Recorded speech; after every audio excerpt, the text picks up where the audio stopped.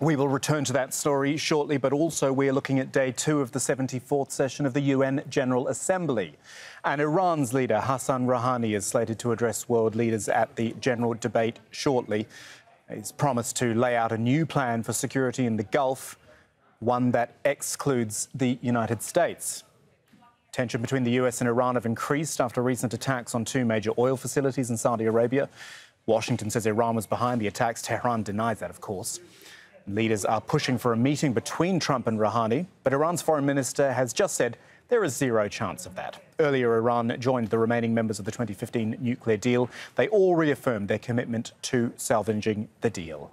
Off we go to New York now. Here is President Hassan Rouhani approaching the podium in the General Assembly at the United Nations. In the name of God, most compassionate, the most merciful. May blessings and praise be upon the Prophet Muhammad. Mr. President, I would like to congratulate your deserved election as the President of the 74th General Assembly of the United Nations, and wish you success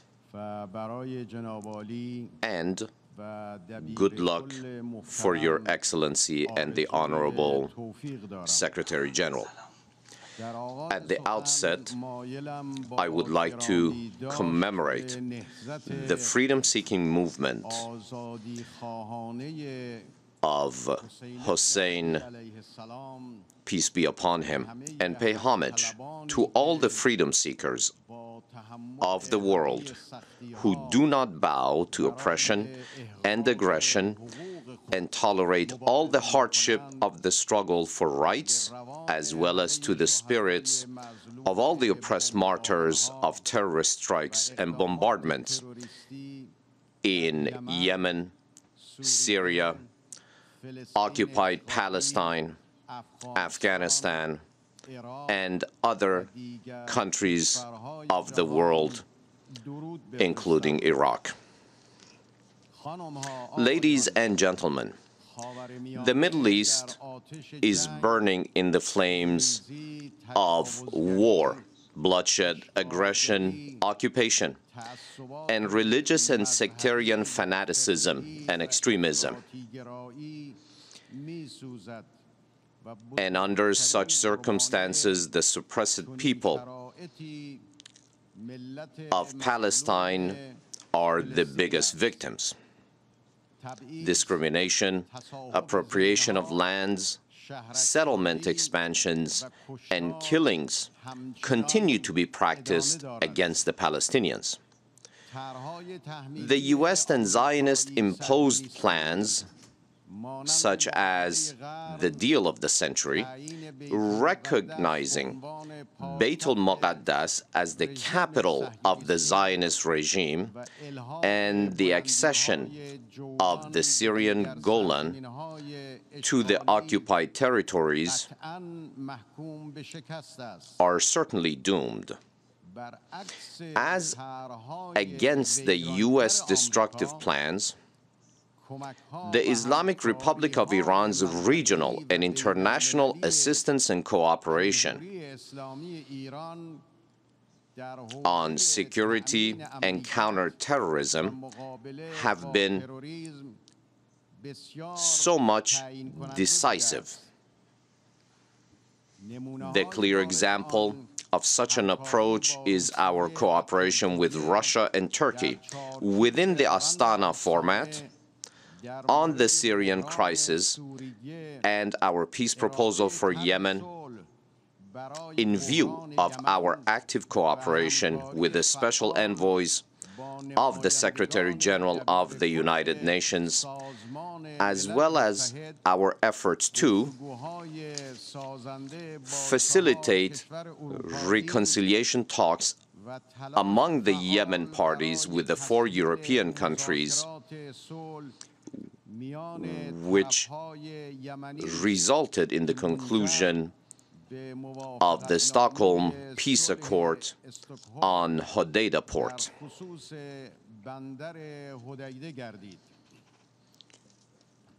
Distinguished participants, I hail from a country that has resisted the most merciless economic terrorism and has defended its rights to independence and science and technology development. The U.S. government, while imposing extraterritorial sanctions and threats against other nations, has made a lot of efforts to deprive Iran from the advantages of participating in the global economy, and has resorted to international piracy by misusing the international banking system. We Iranians have been the pioneers of freedom-seeking movements in the region, while seeking peace and progress for our nation as well as our neighbors. And we have never surrendered to foreign aggression and imposition. We cannot believe the invitation to negotiation of people who claim to have applied the harshest sanctions of history against the dignity and prosperity of our nation. How someone can believe that the silent killing of a great nation and pressure on the life of 83 million Iranians, particularly women and children, are welcomed by the American government officials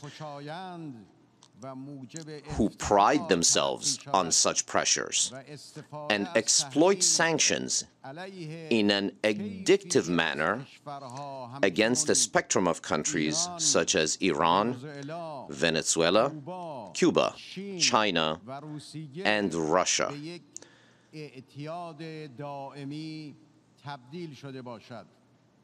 The Iranian nation will never, ever forget and forgive these crimes and these criminals. Ladies and gentlemen, the attitude of the incumbent U.S. government towards the nuclear deal or the JCPOA not only violates the provisions of the United Nations Security Council Resolution 2231, but also constitutes a breach of the sovereignty and political and economic independence of all of the world's countries. In spite of the American withdrawal from the JCPOA, and for 1 year, Iran remained fully faithful to all of its nuclear commitments in accordance with the JCPOA. Out of respect for the Security Council resolution, we provided Europe with the opportunity to fulfill its 11 commitments made to compensate for the U.S. withdrawal. However, unfortunately, we only heard beautiful words while witnessing no effective measures. It has now become clear for all that the United States turns back to its commitments, and Europe is unable and incapable of fulfilling its commitments. We even adopted a step-by-step approach in implementing paragraphs 26 and 36 of the JCPOA. And we remain committed to our promises in the deal. However, our patience has a limit. When the U.S. does not respect the United Nations Security Council resolutions, and when Europe displays inability, the only way shall be to rely on national dignity, pride, and strength. They call us to negotiations, while they run away from treaties and deals. We negotiated with the incumbent U.S. government on the 5+1 negotiating table. However, they failed to honor the commitment made by their predecessor. On behalf of my nation and state, I would like to announce that our response to any negotiation under sanctions is negative. The government and people of Iran have remained steadfast against the harshest sanctions in the past 1.5 years, and will never negotiate with an enemy that seeks to make Iran surrender with the weapon of poverty, pressure, and sanctions. If you require a positive answer, and as declared by the leader of the Islamic Revolution, the only way for talks to begin is to return to commitments and compliance. If you are sensitive to the name of JCPOA, well, then you can return to its framework and abide by the United Nations Security Council Resolution 2231. Stop the sanctions so as to open the way for the start of negotiations. I would like to make it crystal clear. If you are satisfied with the minimums, we will also convince ourselves with the minimums, either for you or for us. The JCPOA was a minimum for you and for us. However, if you wish more, if you require more, you should also give and pay more. If you stand on your word that you only have one demand for Iran, i.e., non-production and non-utilization of nuclear weapons, then it could easily be attained in view of the IAEA supervision, and more importantly, with the fatwa of the Iranian leader. Instead of a show of negotiations, you shall return to the reality of negotiations. Memorial photos are the last station of negotiations, not the first one. Ladies and gentlemen, we in Iran, despite all of the obstructions created by the U.S. government, are keeping on the path of economic and social growth and prosperity. Iran's economy in 2017 registered the highest economic growth rate in the world.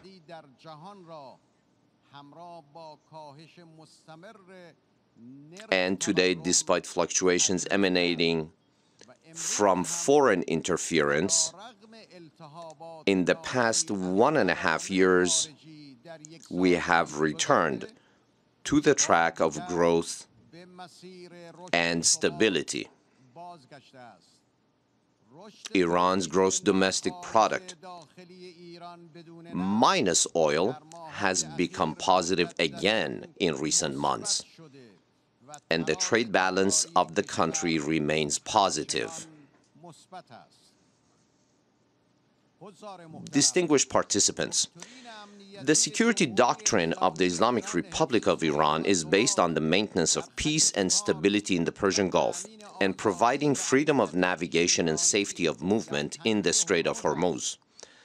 Recent incidents have seriously endangered such security. Security and peace in the Persian Gulf, Sea of Oman, and the Strait of Hormuz could be provided with the participation of the countries of the region, and the free flow of oil and other energy resources could be guaranteed, provided that we consider security as an umbrella in all areas for all of the countries. upon the historical responsibility of my country in maintaining security, peace, stability, and progress in the Persian Gulf region and Strait of Hormuz, I should like to invite all the countries directly affected by the developments in the Persian Gulf and the Strait of Hormuz to the Coalition of Hope, meaning Hormuz peace endeavor. The goal of the Coalition for Hope is to promote peace, stability, progress, and welfare for all of the residents of the Strait of Hormuz region, and enhance mutual understanding and peaceful and friendly relations amongst them. This initiative includes various venues for cooperation, such as the collective supply of energy security, freedom of navigation, and free transfer of oil and other resources to and from the Strait of Hormuz and beyond.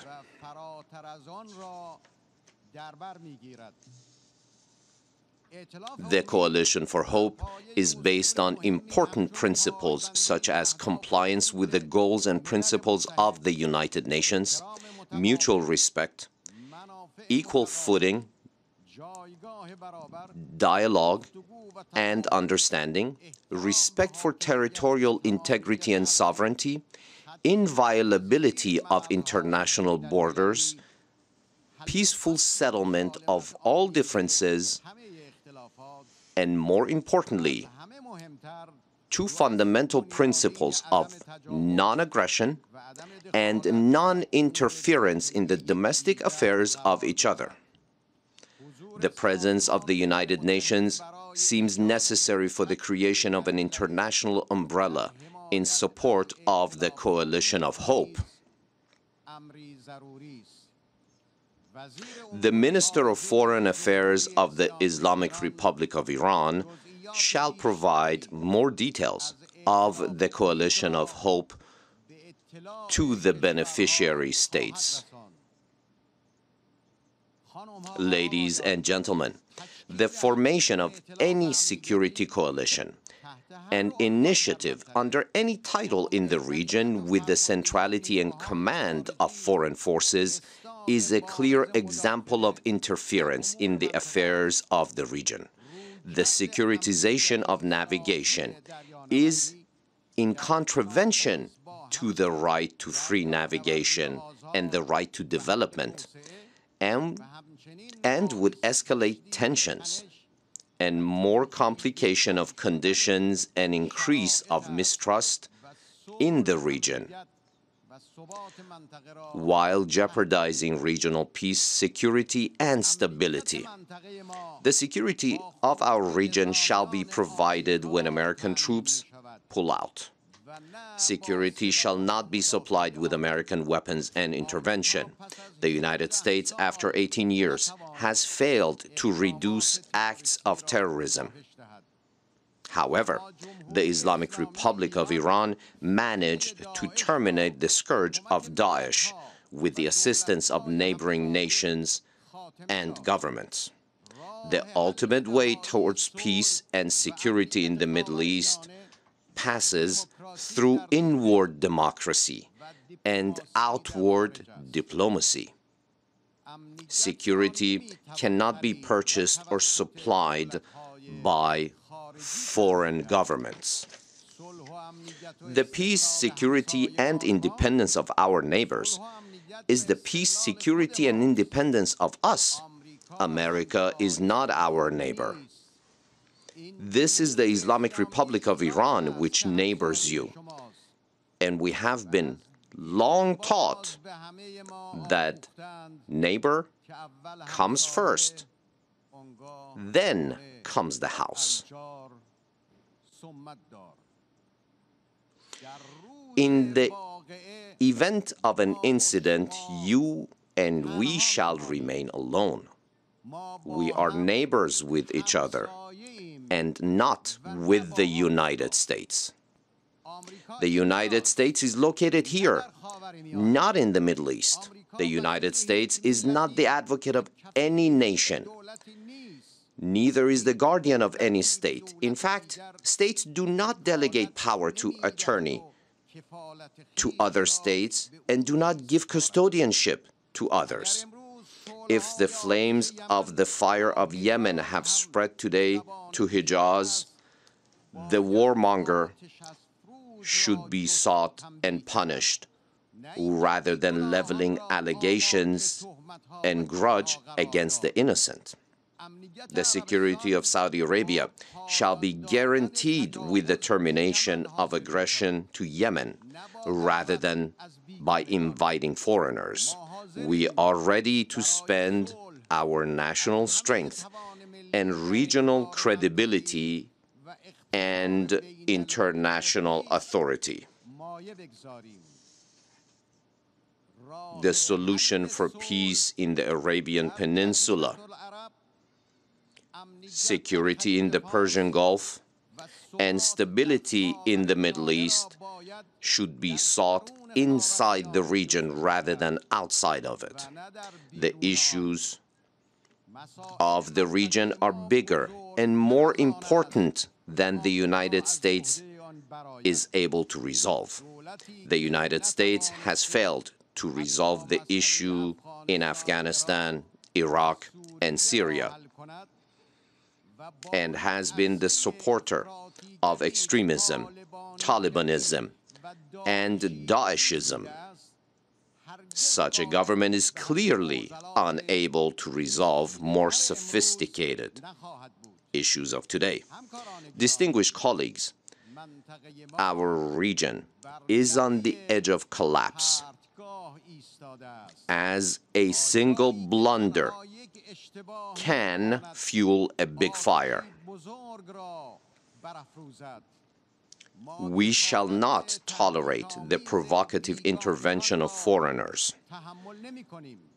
We shall respond decisively and strongly to any sort of transgression to and violation of our security and territorial integrity. However, the alternative and proper solution for us is to strengthen consolidation among all the nations with common interests in the Persian Gulf and the Hormuz region. This is the message of the Iranian nation. Let's invest on hope towards a better future rather than in war and violence. Let's return to justice, to peace, to law, commitment and promise, and finally to the negotiating table. I thank you all for your attention.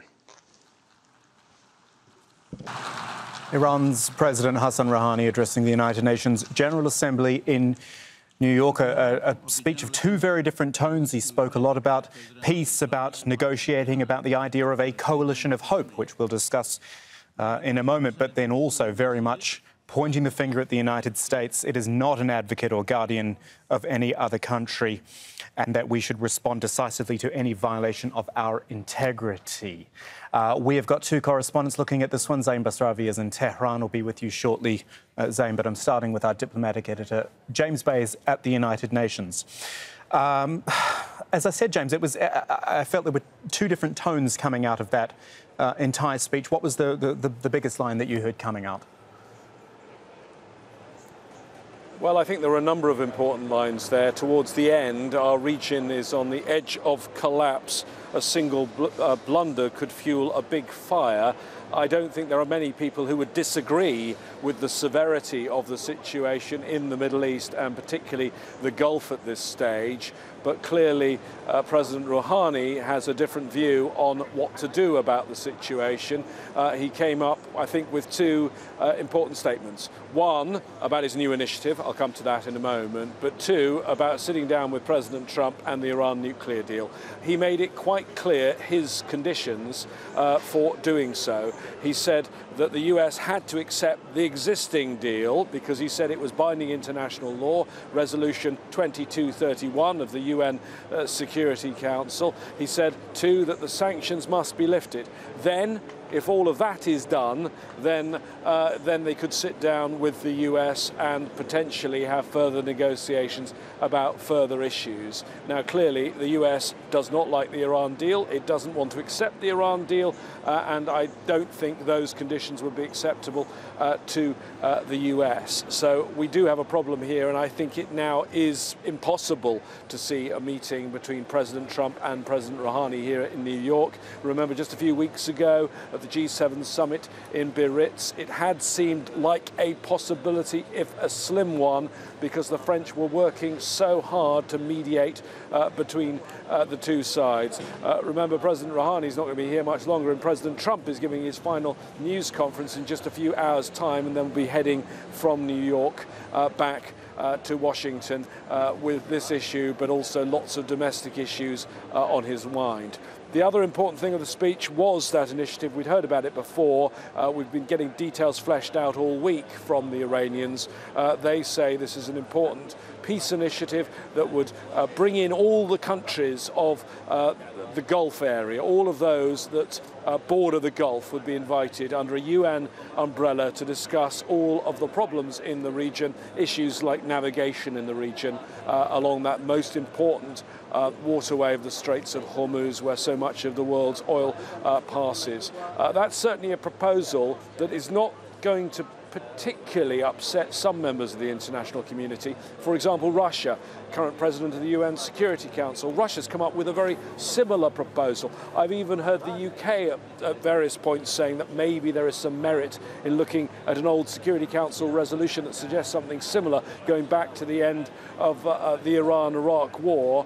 And even the UN Secretary General has suggested something a bit like the Helsinki process at the end of the Cold War, bringing all the regional elements together. It's worth me telling you that a high-level source in the UN Secretariat says that when the Secretary General floated that idea, Iran accepted it straight away and said, yes, we're on board with this. Saudi Arabia, when they were approached with it, rejected it straight out of hand. Great analysis from our diplomatic editor, James Bays, at the UN in New York. Thank you.